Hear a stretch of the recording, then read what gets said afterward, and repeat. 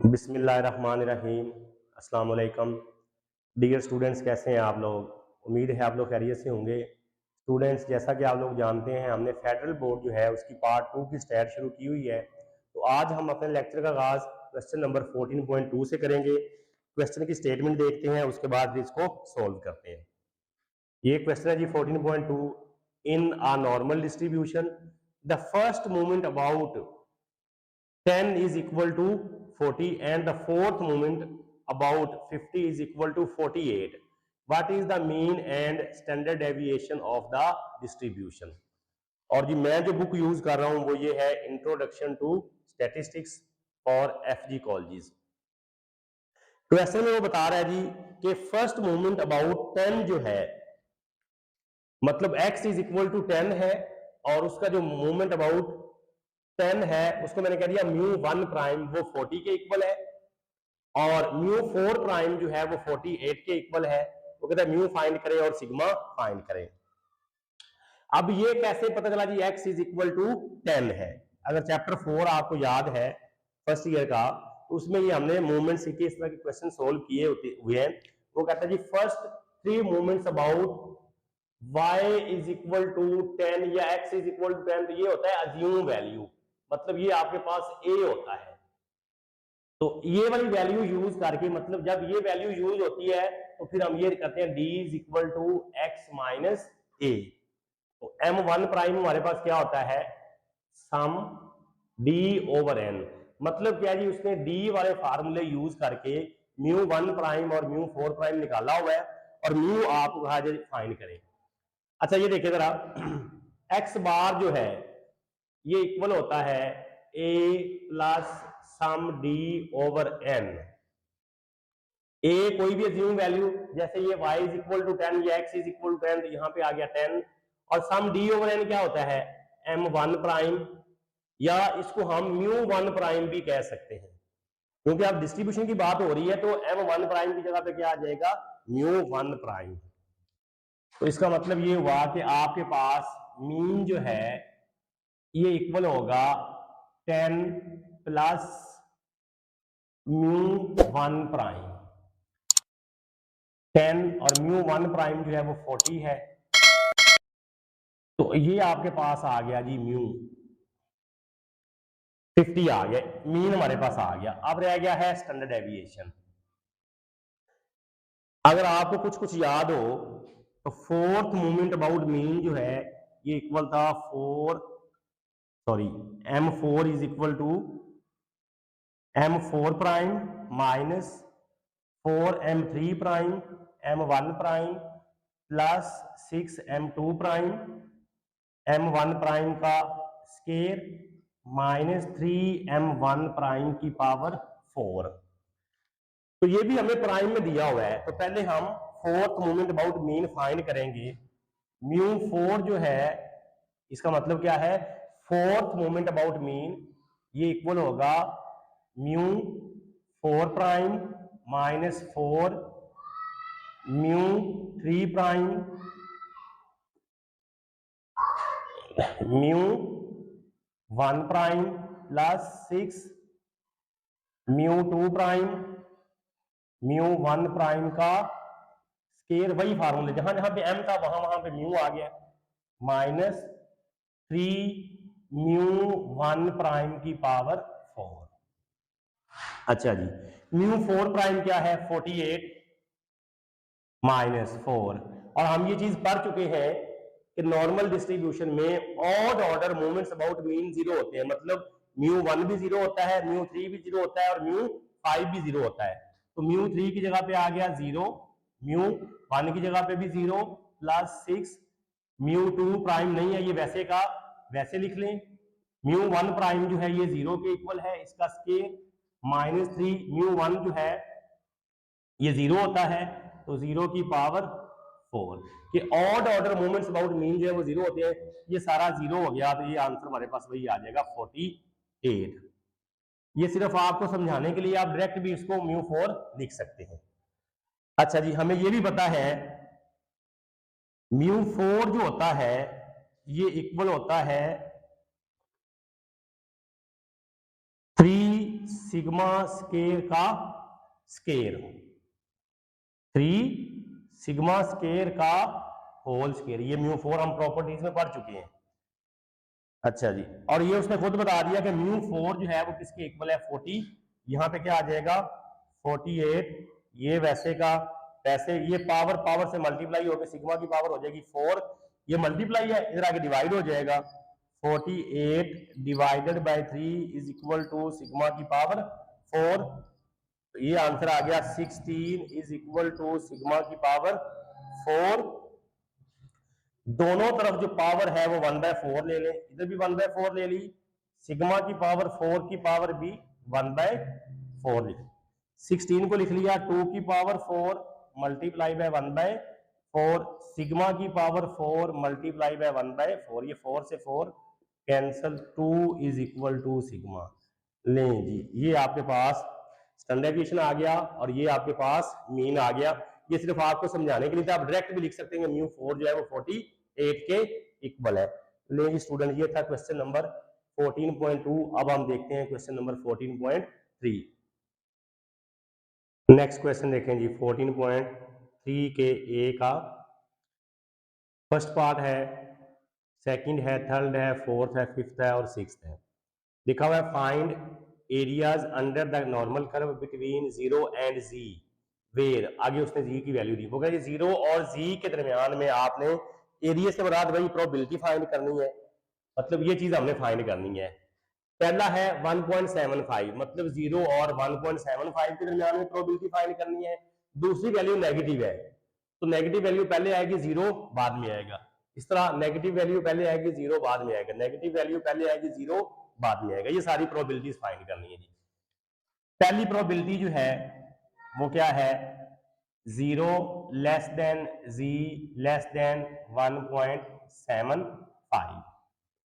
ये दो वैल्यूज हैं, ये फार्मूला हम पढ़ चुके हैं इस तरह का, अगर आपको याद है कि probability of a less than z less than b जो है ये इक्वल होता है phi of b minus phi of a. मतलब क्या है कि सेकंड वाली वैल्यू में से फर्स्ट वाली वैल्यू को माइनस करेंगे, तो a की जगह पे क्या आ रहा है 0 और b की जगह पे आ रहा है 1.75, मतलब phi of 1.75 minus phi of 0। अब इसको जाके देखेंगे टेबल में, टेबल जो है वो आपने यूज करना है, इनवर्स के लिए 10 वाला टेबल यूज करना है और सिंपल के लिए टेबल 9 वाला यूज करना है जी। ये देखें ये टेबल है मेरे पास, पहली वैल्यू है 1.7 को 5 में जाके देखना है। ये देखें जरा, ये 1.7 तो जब 5 में जाके देखा तो 1.7 को, ये देखें जरा 5 में जाके देखा, ये तो ये जो आंसर आ रहा है वो आ रहा है 0.95994, 0.95994 और 0 पे जो प्रोबेबिलिटी है वो 0.5 है जो मैं टेबल यूज कर रहा हूं। तो अब इसको उसमें से कर दे माइनस, 0.95994 में से माइनस कर दिया 0.5, तो ये आंसर आ गया जी 0.4599। ये पहली प्रोबेबिलिटी हमने कैलकुलेट कर ली 0 और 1.75 के दरमियान में। दूसरी है 0.99 और 0 के दरमियान में, फिर वही सेम सेकंड जो है वो है probability of minus 0.99 less than z less than 0। अब ये आपके पास a है और ये b है, तो फाई ऑफ b की जगह पे आ गया 0 और फाई ऑफ a की जगह पे क्या आ गया माइनस 0.99। ये 0 की अभी हमने देखी है, ये 0.5 है, 0.99 को 0 में देखना है जी जाके आपने ये भी देखना है, प्लस है तो प्लस में देखेंगे, माइनस है तो माइनस में देखेंगे। माइनस 0.9 को जब 9 में जाके देखा तो ये आंसर आ गया 0.16109। ये टेबल वही मैं आपको बार बार बता रहा हूँ, टेबल नंबर 9 जो है मैं यूज कर रहा हूँ जी। अब इसको भी माइनस कर दें, 0.5 में से माइनस किया 0.16109 को, तो ये आंसर आ गया 0.33891। और ये प्रोबेबिलिटी कौन सी है, -0.99 से 0 के दरमियान की। आगे है जी तीसरी प्रोबेबिलिटी, वो है आपके पास probability of -2.58 less than z less than 0। अब ये ए है ये बी है, तो पहले वही आएगा फाई ऑफ बी, बी की जगह पे 0, माइनस फाई ऑफ ए की जगह पे -2.58। 0 को टेबल में जाके देखा तो वही आ गया 0.5। अब -2.5 को 8 में देखना है जी। जब -2.5 को 8 में देखा तो ये आंसर आ रहा है 0.00494। अब इसको भी कर देते हैं माइनस, 0.5 में से माइनस किया 0.00494 को, तो ये आंसर आ गया 0.49506। तो ये प्रोबेबिलिटी आपके पास आ गई -2.58 से 0 के दरमियान में।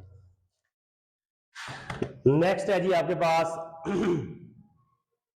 फोर्थ वाली जो है प्रोबेबिलिटी ऑफ -1.45 से जी, और जी जो है वो 0, वही phi of b minus phi of a. ये आप जो ना कैलकुलेटर से भी आंसर देख सकते हैं, अगर आप लोगों के पास साइंटिफिक कैलकुलेटर है तो ये हमें डायरेक्ट भी आंसर देता है। इसी तरह जी नेक्स्ट -1.45 जो है, इसके लिए भी फाई ऑफ ए की जगह पे 0 है और बी की जगह पे -1.45 है। 0 की प्रोबेबिलिटी 0.5, इसको जाके टेबल में देखा, -1.4 को 5 में देखना है। जैसे आप लोगारिथम का टेबल देखते थे ऐसे ये टेबल है, -1.4 को जाके 5 में देखा तो ये आंसर आ गया 0.07353, माइनस किया तो ये आंसर आ गया। नेक्स्ट है -1.25 से 0, तो ए की जगह पे 0 और बी की जगह पे -1.25। 0 की प्रोबेबिलिटी 0.5, -1.2 को 5 में देखा तो ये आंसर आ गया। इसमें से इस वैल्यू को माइनस किया तो ये आंसर आ गया। लास्ट पे -0.68 से 0 है, तो बी जो है वो आपके पास 0 है और ए जो है वो 0.68 है। ये वाला फार्मूला हम यूज कर रहे हैं, ए और बी वाला, कि सेकंड वैल्यू में से फर्स्ट वाली वैल्यू को माइनस कर रहे हैं। इसको टेबल में जाके देखा तो ये आंसर हमारे पास आ गया जी। ये था जी क्वेश्चन नंबर 14.3 का ए पार्ट। अब हम देखते हैं क्वेश्चन नंबर 14.3 का बी पार्ट। नेक्स्ट क्वेश्चन है जी 14.3 का बी पार्ट। उसमें जो फर्स्ट है उसमें लिखा हुआ है जी प्रोबेबिलिटी फाइंड करें जी ग्रेटर देन 1.74। ये 3 फार्मूले यूज होंगे जी, लेस के लिए, ग्रेटर के लिए और 2 वैल्यूज के लिए। तो ये किसके इक्वल होगा, 1 माइनस फाइव ऑफ बी, ग्रेटर है ना तो दूसरे वाला फार्मूला यूज होगा। बी मतलब कोई भी न्यूमेरिकल वैल्यू, वो क्या है 1.74, 1 माइनस। अब इसको टेबल में जाके देखेंगे, सिंपल वाला जो टेबल है 1.7 को 4 में जाके देखेंगे। 1.7 को जब मैंने 4 में जाके देखा तो ये आंसर आ रहा है 0.95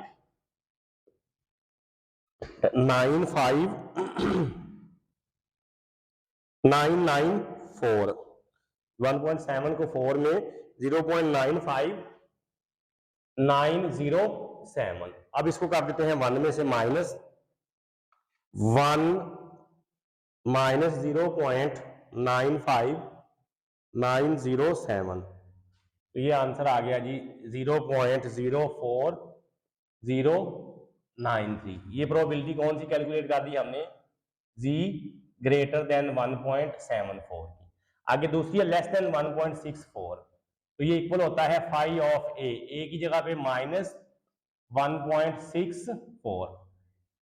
वैल्यू अगर माइनस में है तो आपने टेबल में माइनस में देखनी है, अगर प्लस में है तो प्लस में देखनी है। तो जब -1.6 को मैंने 4 में देखा तो ये मेरे पास जो आंसर आ रहा है वो आ रहा है 0.50550 और ये प्रोबेबिलिटी किसकी है, z लेस देन -1.64। अब ये दो वैल्यूज हैं तो कौन सा फार्मूला यूज होगा, थर्ड वाला, phi of a sorry phi of b minus phi of a. पहली वैल्यू जो है ये ए होती है, दूसरी बी होती है, तो phi of 1.5 minus phi of 1 positive value है। 1.5 को 0 में देखा तो ये आ गया 0.93319। 1.0 को देखा, 1.0 को 0 में देखा तो ये आ गया 0.84134। अब इन दोनों को कर देते हैं माइनस 0.93319 में से माइनस किया 0.84134 को, तो ये आंसर आ गया जी 0.09 और ये प्रोबेबिलिटी किसकी थी, 1 less than equal to z less than equal to 1.5। इसी तरह जी नेक्स्ट है आपके पास 1 से 2 तक, तो सेकंड वाली वैल्यू में से फर्स्ट को माइनस करेंगे लेकिन टेबल वाली वैल्यू यूज करनी है। Phi of 2 minus phi of -1। 2 का मतलब क्या है कि 2.0 को आपने 0 में देखना है और ये पॉजिटिव है, ये भी ख्याल रखना है। 2.0 को जब 0 में देखा तो ये आंसर आ गया 0.97725 माइनस फाई ऑफ -1। -1 का मतलब क्या, अब आपने माइनस में देखना है। -1.0 को 0 में देखा तो ये आ गया 0.15866। अब कर देते हैं इसको माइनस 0.97725 में से माइनस किया 0.15866 को, ये आंसर आ गया जी आपके पास 0.81859। ये कौन सी प्रोबेबिलिटी कैलकुलेट होगी, -1 से 2 तक की। अब नेक्स्ट ये है, इसमें वही formula, phi of b, b की जगह पे 2.3 और ए की जगह पे 1.60। 2.3 को 0 में देख रहे हैं जी, 2.3 को 0 में देखा तो ये आंसर आ गया 0.98928। आगे 1.6 को 0 में देखना है, 1.6 को 0 में देखा तो 0.94520, 0.94520, इनको भी माइनस कर देते हैं 0.98928 माइनस 0.94520, तो ये आंसर आ गया जी 0.04408। लास्ट पे फिर बी में से ए को माइनस करेंगे, phi of 1.96 minus phi of 0। 1.9 को 6 में देखा, 6 में जाके प्रोबेबिलिटी जो आ रही है वो आ रही है 0.975 और 0 की प्रोबेबिलिटी जो है वो 0.5 है। तो ये आंसर आ गया जी 0.4750 और ये प्रोबेबिलिटी किसकी कैलकुलेट की, 0 से 1.96 के दरमियान में। लें जी स्टूडेंट, आज के लिए हमारा यही काम है जिसमें हमने क्वेश्चन नंबर 14.3 का ए और बी दोनों पार्ट जो है वो सोल्व किए हैं।